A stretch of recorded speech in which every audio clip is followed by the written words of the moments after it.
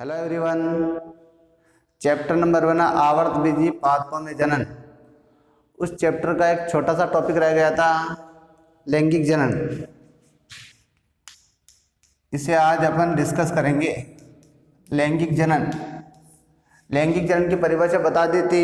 लैंगिक जनन का अर्थ होता है कि जब जनन प्रक्रिया में संतति की उत्पत्ति अर्धसूत्री विभाजन व युग्मक संलयन से होती है तो ऐसा जनन कहलाता है लैंगिक जनन।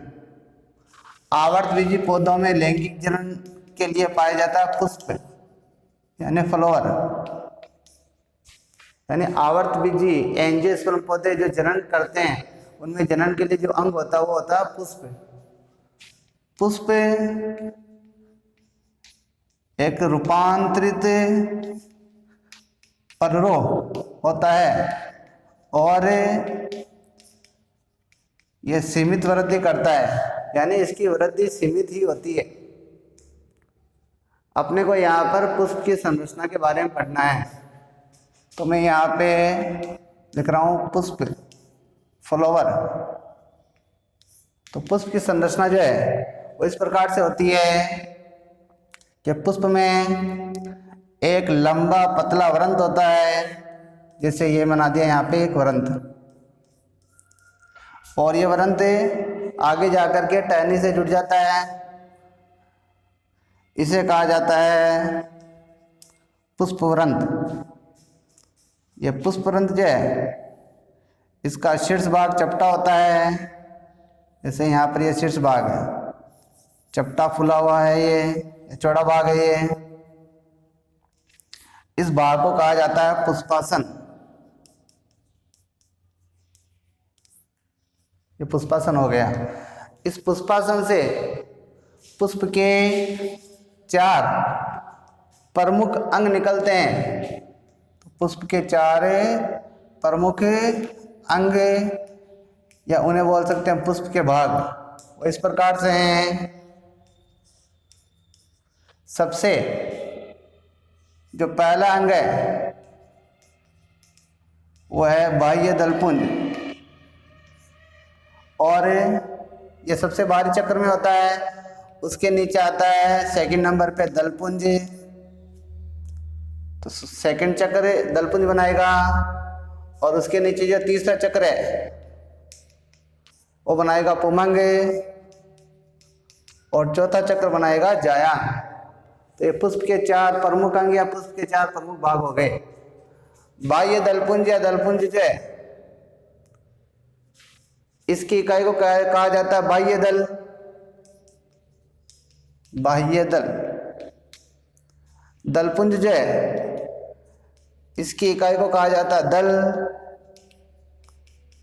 पुमंग की इकाई को कहा जाता है पुंकेसर, और जायांग की इकाई को कहा जाता है स्त्री केसर, या इसे कह देते हैं अंडक। अब इन अंगों को या इन भागों को अपन यहाँ चित्र में बनाएंगे। सबसे पहले बाह्य दलपुंज। बाह्य दलपुंज बना होता है बाह्य दलों का। ये पत्ती के जैसे हरे रंग के होते हैं, जैसे यहाँ पर इस प्रकार से सबसे बाहरी चक्र में ये होते हैं। तो ये इस प्रकार से ये बना दिए यहाँ पे, जैसे इधर ये बाह्य दल हो गया,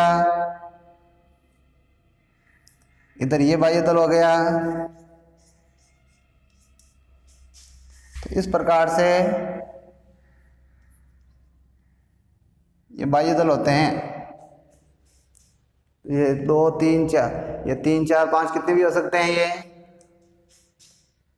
सेकंड चक्र में आता है दलपुंज। दलपुंज की इकाई होती है दल। दल को पंखुड़िया भी कह सकते हैं, और ये पुष्प का रंगीन भाग है।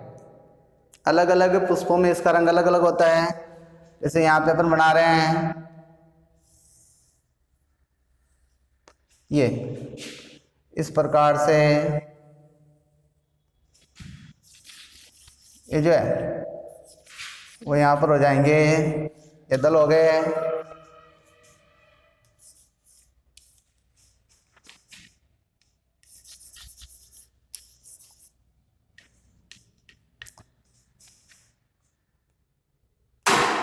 ये परागण क्रिया हेतु कीटों को अपनी ओर आकर्षित करते हैं। अब चलते हैं अपन, तीसरा चक्र जो है वो बना होता है पुमंग का। पुमंग की इकाई होती है पुंकेसर। पुंकेसर यहाँ से निकलते हैं तो पुंकेसर को अपन इस प्रकार से बना रहे हैं यहाँ पे, जैसे ये यहाँ पे पुंकेसर हो गया, इस प्रकार से दूसरा पुंकेसर हो गया, इस प्रकार से पुंकेसर हो गया। ठीक इसी तरीके से इधर भी यहाँ पे पुंकेसर हो गया, ये और पुंकेसर हो गया, और यहाँ पे पुंकेसर हो गया। तो ये पुंकेसर बना दिए, और ये जो पुंकेसरों का समूह बनेगा वो हो जाएगा पुमंग। अब इसके अंदर पुंकेसर के यहाँ पे ये भाग हो जाएगा, एक तो ये जो डंठल दिख रहा है ये हो जाएगा पुतंतु, और ये एक इसके शीर्ष भाग पर ये घुंडीनुमा संरचना है, वो हो जाएगी पराग कोश, और इस पराग कोश के अंदर पराग कणों का निर्माण होता है। तो पराग कोश में यहाँ पे दो पालियां दिख रही है, इन दो पालियों के बीच में ये जो संरचना है जो इनको जोड़ रही है वो हो जाएगी योजी। तो इस प्रकार से ये हो गए यहाँ पे पुंकेसर। एक बात और भी ध्यान देना है, पुमंग जो है वो नर जनन अंग होता है पुष्प का। अब बात करते हैं जायांग की, तो ये चौथा और अंतिम चक्र है जायांग। इसकी इकाई होती है स्त्री केसर या अंडक। तो यहाँ पे मैं स्त्री केसर या अंडक का चित्र बना रहा हूँ, इस प्रकार से हो जाएगा ये।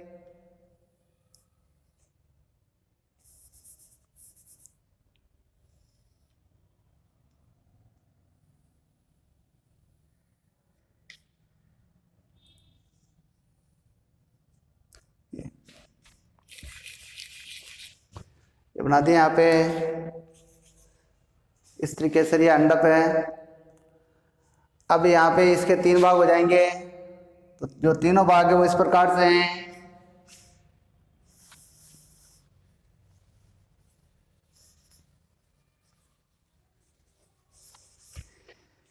ये जो इसका शीर्ष भाग है ये चपटा है, इसे कहा जाता है वर्तिकाग्र, और ये पराग कणों को ग्रहण करने का कार्य करता है। और ये बीच में ये जो नलिका दिख रही है इसे कहा जाता है वर्तिका। और ये जो आधारी भाग है जो फुला हुआ है यहाँ पे वो हो जाएगा यहाँ पे अंडाशय, और ये संरचना हो जाएगी यहाँ पे स्त्री केसर, या इसे कह देंगे अपन अंडप। अंडाशय, इसके अंदर लगे होते हैं बीजांड, जैसे कि यहाँ पे बीजांड लगा है, इस प्रकार से ये बीजांड जोड़ दिए यहाँ पे, तो ये हो जाते हैं यहाँ पे बीजांड। कितने भी हो सकते हैं बीजांड, तो ये तो पुष्प पे डिपेंड करता है बीजांड की संख्या कितनी होगी।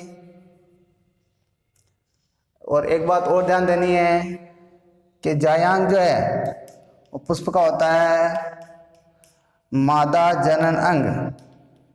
तो पुष्प का नर जनन अंग तो हो जाएगा पुमंग, और मादा जनन अंग हो जाएगा जायांग। अब यहाँ पे अपन देखते हैं पुष्प के जो चार भाग थे, जिनमें से पहला भाग था बाह्य दलपुंज और दूसरा भाग था दलपुंज। ये दोनों के दोनों ये होते हैं बंधे। बंधे मीन्स जनन के अंदर भाग नहीं लेंगे ये, तो इन्हें कहा जाता है पुष्प के सहायक अंग। पुष्प के सहायक अंग हो जाएंगे कौन कौन से, बाह्य दलपुंज और दलपुंज। पुमंग ये पुष्प का नर जनांग होता है, जायांग ये पुष्प का मादा जनांग होता है, और ये दोनों के दोनों जनन क्रिया में प्रत्यक्ष भाग लेते हैं, जनन में प्रत्यक्ष भाग लेते हैं, इसीलिए इनको कहा जाता है आवश्यक अंग। अंग बोल सकते हैं, चक्र बोल सकते हैं यहाँ पे, जैसे सहायक अंग या सहायक चक्र, या आवश्यक अंग या आवश्यक चक्र, या इन्हीं को कह सकते हैं जननशील अंग। तो पुष्प के सहायक अंग होते हैं बाह्य दलपुंज और दलपुंज, क्योंकि ये बंधे होते हैं, जनन में भाग नहीं लेते हैं। जनन में डायरेक्ट भाग जो लेते हैं वो लेते हैं पुमंग और जयांग, इसीलिए इनको कहा जाता है आवश्यक अंग या जननशील अंग। एक बात और ध्यान देनी है यहाँ पे, अगर पुष्प में बाह्य दलपुंज, दलपुंज, पुमंग और जयांग ये चारों अंग मौजूद है तो ऐसा पुष्प कहलाएगा पूर्ण पुष्प। पूर्ण पुष्प के एग्जाम्पल हो जाएंगे जैसे कि सरसों हो जाएगा, मटर हो जाएगा, और ऐसा पुष्प जिसमें इन चारों भागों में से एक भाग या एक से ज्यादा भाग अनुपस्थित है तो उस पुष्प को अपन नाम देंगे अपूर्ण पुष्प। अपूर्ण पुष्प, अपूर्ण पुष्प के नाम हो जाएंगे जैसे कि पपीते का पुष्प है, लौकी का पुष्प है। तो यह चैप्टर हो गया यहाँ पे कंप्लीट। अब चैप्टर नंबर 2 है नर व मादा युग्मकोद्भिद संरचना व विकास। यानी इस चैप्टर के अंदर अपने क्या करना है कि जो आवर्त बीजी यानी एंजियोस्पर्म पादप है उनके अंदर जो नर युग्मकोद्भिद और मादा युग्मकोद्भिद होता है उसकी संरचना वो पढ़नी है और इनका विकास पढ़ना है। विकास मीन्स ये कैसे बनते हैं इनको पढ़ना है। तो देखो जो नर युग्मकोद्भिद होता है आवर्त बीजी पौधों के अंदर नर युग्मकोद्भिद ये जो बनता है वो बनता है पुष्प के नर जनन अंग में यानी कि पुमंग में। पुमंग हो जाएगा पुष्प का नर जनन अंग। तो नर युग्मकोद्भिद इसका निर्माण होता है पुमंग में, और जो मादा युग्मकोद्भिद है मादा युग्मकोद्भिद वो बनता है पुष्प के मादा जनन अंग में यानी कि जायांग में, मादा जनन अंग। तो ये जो चैप्टर है इस चैप्टर में अपने को पुमंग और जायांग जो है इनके बारे में डिटेल से स्टडी करनी है। सबसे पहले अपन पढ़ेंगे यहाँ पे पुमंग के बारे में। पुमंग क्या होता है? तो पुष्प का जो नर जननांग होता है, पुष्प का नर जनन अंग या पुष्प का नर जननांग वो होता है पुमंग, और इसका जो प्रत्येक अवयव है, प्रत्येक अवयव बोल दो, ऐसे कह सकते हैं इकाई, उसे कहा जाता है पुंकेसर।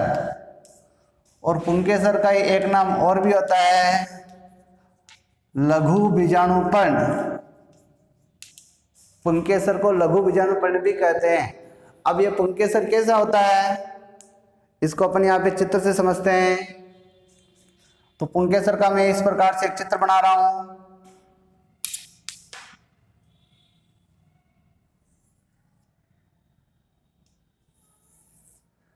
ये पुंकेसर होता है इस प्रकार से। तो पुंकेसर को अगर देखोगे तो पुंकेसर के अंदर 3 भाग हो जाएंगे इसके।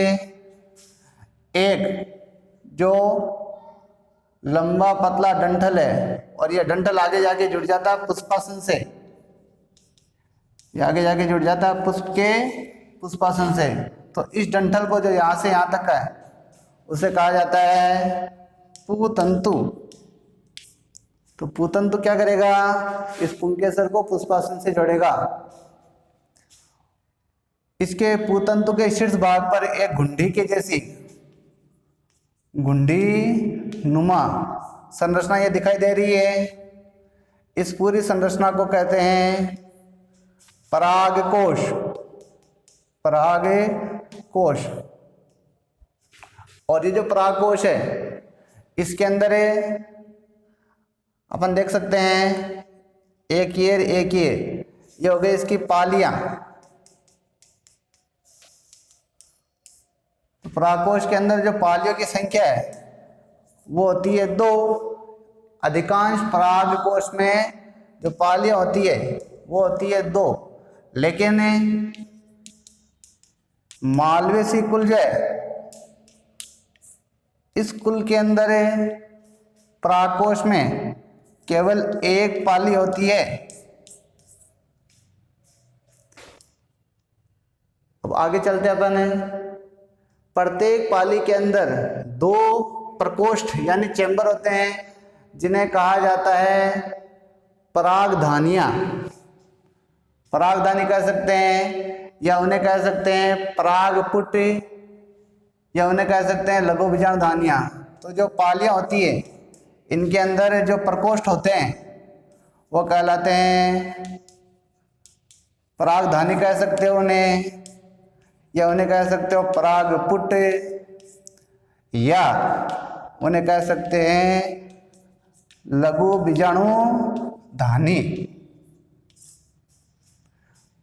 तो इस पाली में भी 2 परागधानियां हो जाएगी, इसमें भी 2 हो जाएगी।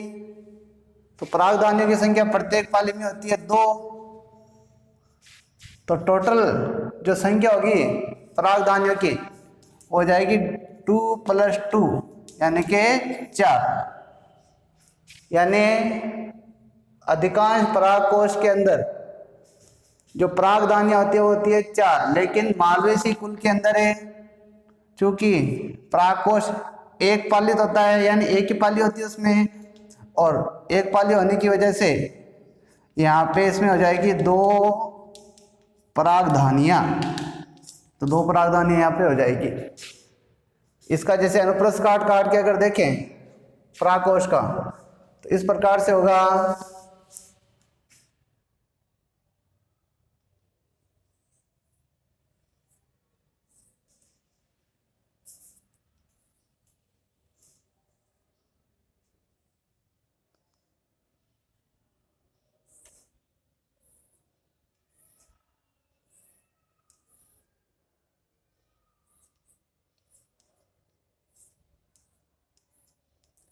इस प्रकार से इसका अनुप्रस्थ काट हो जाएगा।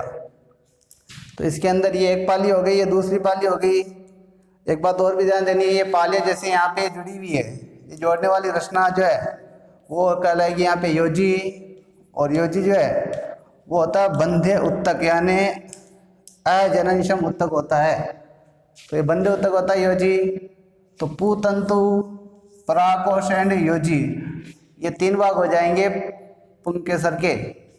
तो इसको जैसे कि यहाँ पे अनुप्रस्थ काटा ये देख रहे हैं तो यहाँ पे इस प्रकार से दिखाई देगा। तो ये और ये तो हो जाएगी पालियां, और इस पाली के अंदर भी 2 परागधानी होगी, इसमें भी 2 होगी, वो इस प्रकार से हो जाएगी। यहाँ पे जैसे मैं यहाँ पे बना रहा हूँ, ये एक परागधानी हो गई, यहाँ पे दूसरी परागधानी हो गई, इधर भी 2 परागधानी हो जाएगी। तो ये हो जाएगी परागधानी, और इन परागधानियों के अंदर बनेंगे परागकण, और ये है यहाँ पे परागधानी, और ये यहाँ पे पाली, और ये जो इनको जोड़ रही है वो रचना हो गई यहाँ पे योजी, और ये हो गया पुतंतु। तो इस तरीके से अनुप्रस्थ काट में दिखाई देगा ये। तो ये होता है यहाँ पे जो पुंकेसर है उसकी ये संरचना हो गई। अब आगे पढ़ना अपने को, ये जो परागकोश है इसकी संरचना का अध्ययन करना है। इसका अध्ययन अपन नेक्स्ट क्लास में करेंगे।